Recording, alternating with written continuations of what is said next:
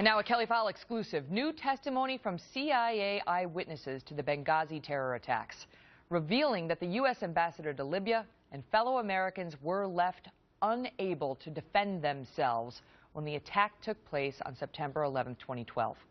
Our chief intelligence correspondent, Catherine Herridge, has been working this story. She's live in Washington with that news. Catherine?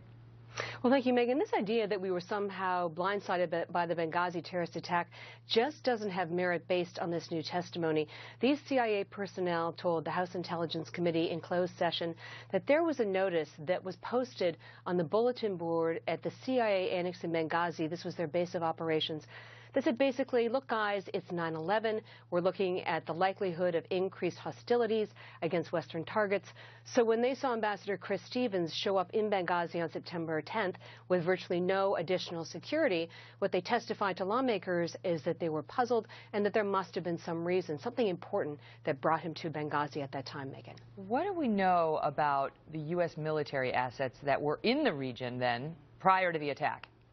Well, based on our reporting, what we've been able to confirm is that there was a directive from the CIA in August of 2011, so a full year before the attack, to their operation at the annex, that basically the NATO operations were winding down, military assets were moving out of the region, and if something were to happen, a major event or a terrorist strike, that they were essentially on their own. And we saw on the day of the attack that the CIA was best prepared and that they were able to clear out and sanitize that operation of all classified information in under 9 hours. We heard so much about how this was a spontaneous attack and so on, Catherine, but now the evidence is becoming even more clear that this was al-Qaeda and they knew it. Well, it's overwhelming. We spoke with the chairman of the House Intelligence Committee, Republican Mike Rogers, and this is someone who gets classified information, briefings, and he has access significantly to the raw intelligence data. And I know based on my experience with him that he looks at that raw data himself to reach his own conclusions. And he told us exclusively that this was an al-Qaeda attack, period, and that this was known within days of the attack, and that there is evidence that key operatives wanted to communicate with the al-Qaeda senior leadership before and immediately after the attack as well, Megyn. Wow. Catherine, thank you. You're welcome. Well, joining us now with more is Republican Congressman Westmoreland. He's a member of the House Intelligence Committee and chairman of the subcommittee that just interviewed those CIA eyewitnesses. He's leading the investigation into this attack. Mr. Chairman, good to see you. Thank you for being here. Let's start with that. Have we been able to determine why the administration left these State Department employees, the ambassador and others, at the consulate so utterly unprepared for danger on the 9/11 anniversary?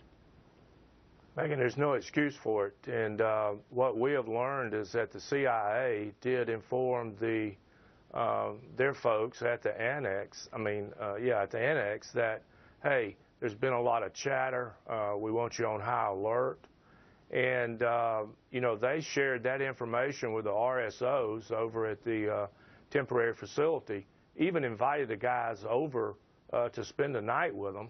And I don't know why in the world the ambassador would have been making that trip. He made we understand that he did go to the opening of a school or something there in Benghazi, and two of the CIA agents would go along with him on that for extra protection.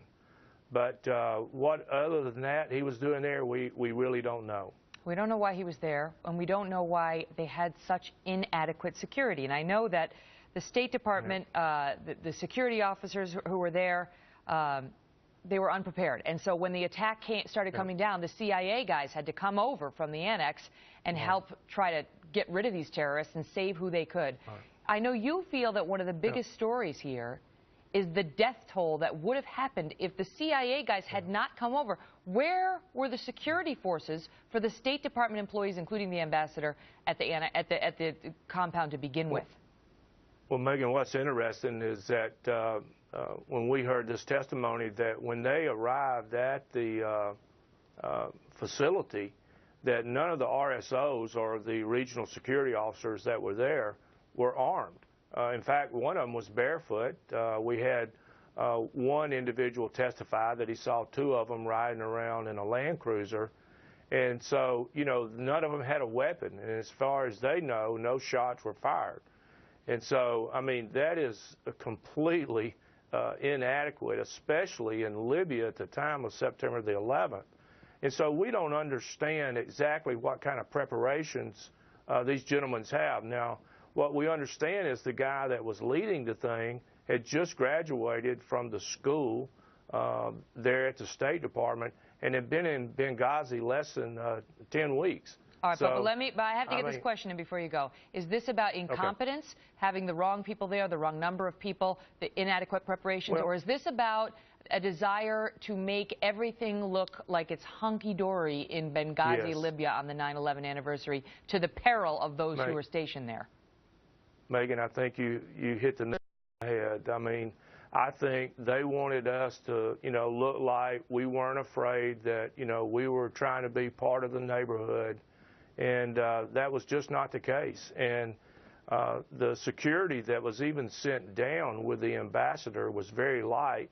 And in fact, they took the same route that the British ambassador had been fired upon about 3 months earlier. So I don't know how much really preliminary work they had done on preparing for the ambassador to be there. Wow. Congressman Westmoreland, thank you so much for being here with the update. We'll talk to you again. No, thank you very much.